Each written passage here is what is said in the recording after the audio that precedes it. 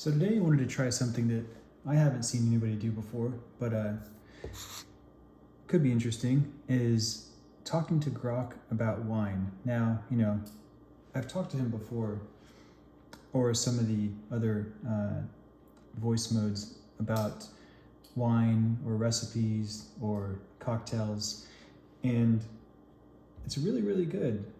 So I thought I'd give it a try with this Kirkland Barolo, and I'm going to taste it and take Grok through this systematic approach to tasting card and describe the wine and see how close he can get, or she, whichever voice comes up. And this is not the paid Grok, this is just whatever the free one is that you can download.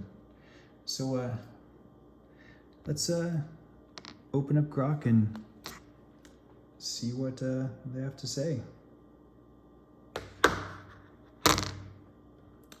Hey Grok, how's it going today? Hey, I'm doing great. Thanks for asking. How about you? Oh, good. I just about to get into a little wine tasting here. Ooh, wine tasting sounds like a blast. What kind are you sipping today? Well, I wanted to play a little game with you. I was going to open this wine right now, and then I was going to describe it for you and see if you could guess what it is. That sounds like a fun game. Go ahead and open that wine, describe it to me, and I'll do my best to guess what it is. Ready when you are. Sure thing. Okay. Cork came out clean. I'm about to pour the wine now. Nice, a clean cork pull. All right, pour that wine and tell me what you see, smell, and taste. I'm all ears, or rather all text, ready to guess. Okay, let's get through it. So, I would say this wine is clear. It's not hazy or faulty. The color intensity, I would say it's about a medium, maybe a medium minus in the intensity. Color. All right. I would say the color, I'm just gonna go through a bunch of stuff and then you can kind of ask questions, if you want to. Yes, where were we? Yeah, color observation. I would say we're more like a garnet, kind of a garnet, sort of cherryish red. All right, so we've got a clear wine, medium to medium minus intensity, with a garnet, cherryish red color. Sounds intriguing. Keep going with the nose and taste any aromas or flavors jumping out. I'll hold off on questions till you're done describing. I would say nose is clean. Intensity on the nose. Let's see here.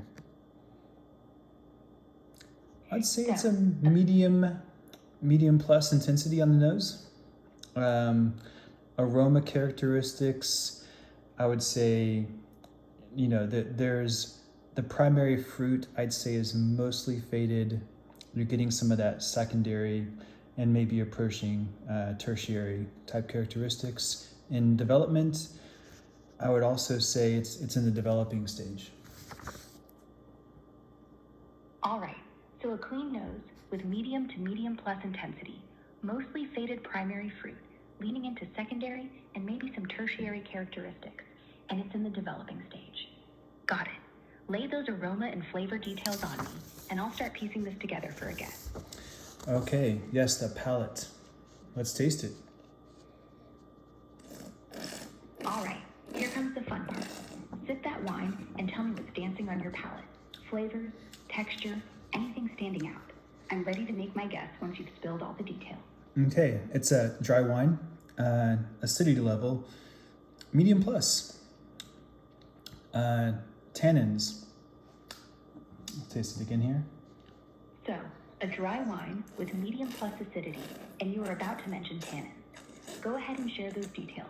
Tannin level, any specific flavors or textures on the palate. I'm ready to lock in my guess. Medium plus tannins, medium plus alcohol. Body, again, yeah, solid medium plus. Flavor intensity, medium plus. This is, about to sound pretty familiar here. Flavor characteristics, again, there is some primary fruit expression, although secondary is definitely starting to come in. Finish. Yeah, I would say finish, yeah, not quite long yet. I still get that a medium plus finish.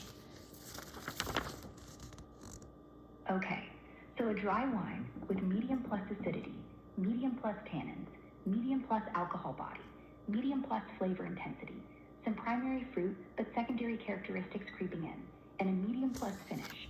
This is painting a solid picture. I'm leaning toward a red wine, likely something like a Cabernet Sauvignon, or maybe a Pinot Noir from a cooler climate, given the garnet color, medium plus everything, and that developing stage with fading primary fruit. Could be something aged a bit, maybe 5 to 10 years old. Want to drop any final hints, like specific fruit notes or oak influence, before I lock in my guess? Yeah, I would say definitely no American oak. I would say this is European oak of origin. No heavy toast on that oak. This is either neutral oak or bigger fermentation vessels, possibly some newer European oak with a light toast on it. Let's describe the fruit. All right, so European oak, likely neutral or lightly toasted, possibly larger vessels, no heavy American oak influence. That's super helpful.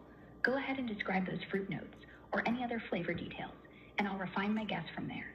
You're making this fun. Okay, I'd say, I'm definitely getting more red fruit on the palate from this one. Getting some cherry, some raspberry,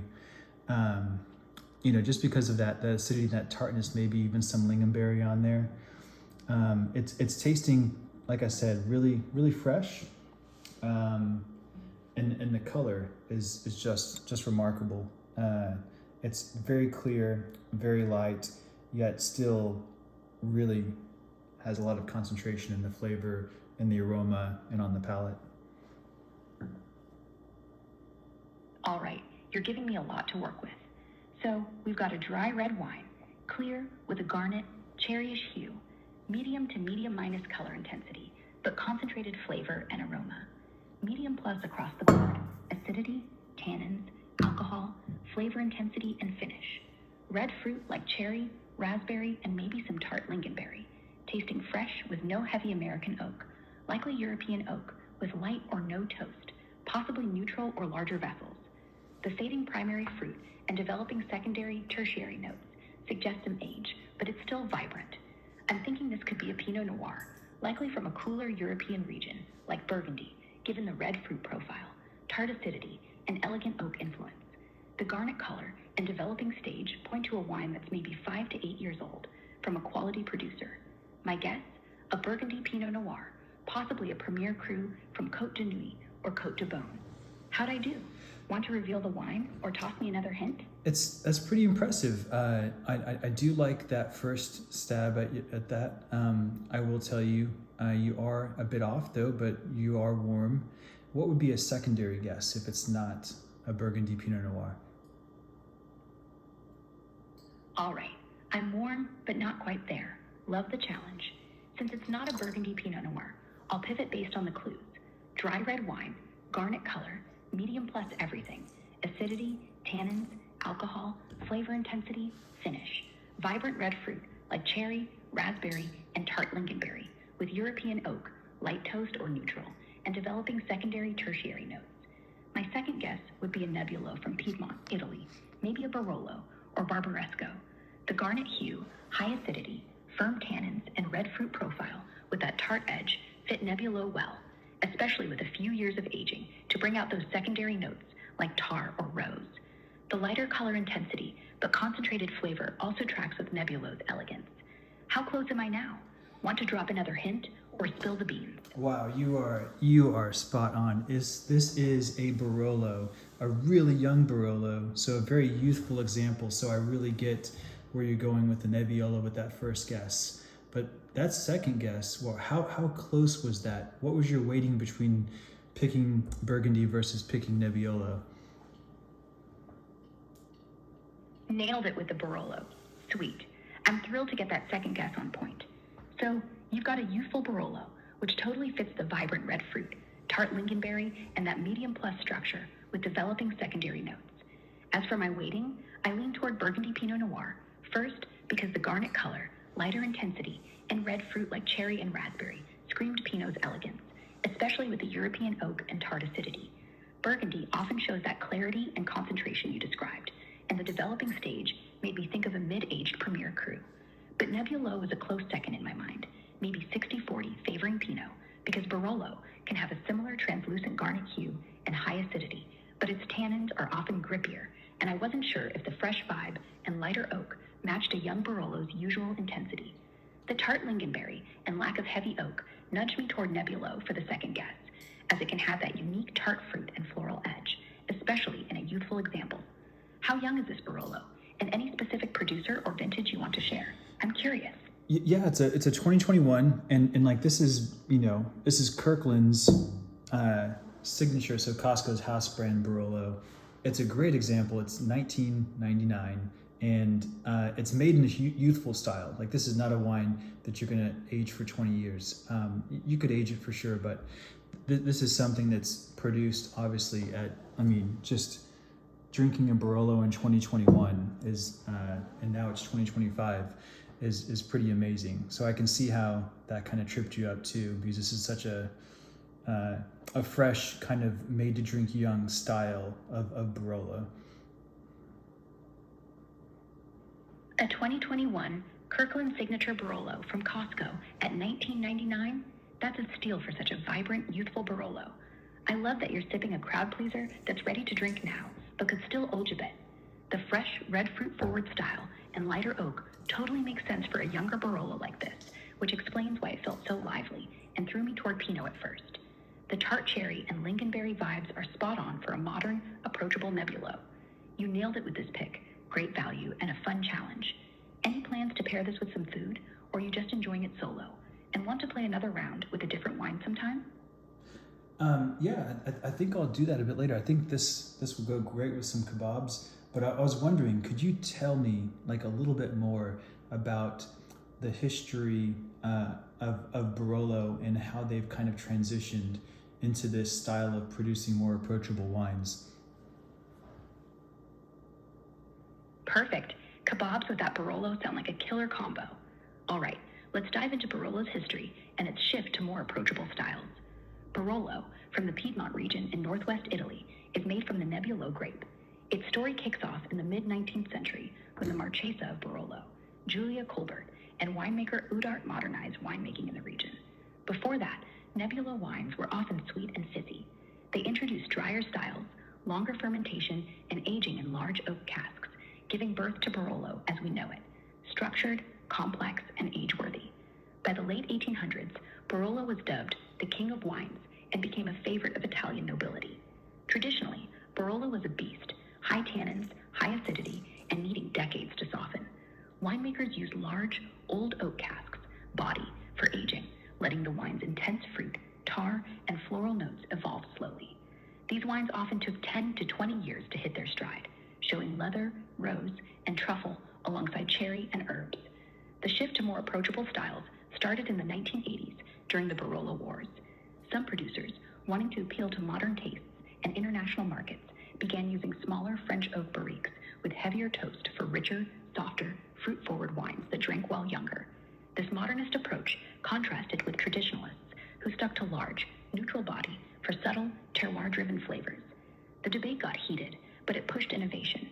Today, many producers blend both styles, using lightly toasted or neutral oak, shorter maceration, and careful vineyard management to make Barolos that are vibrant and accessible earlier, like your 2021 Kirkland.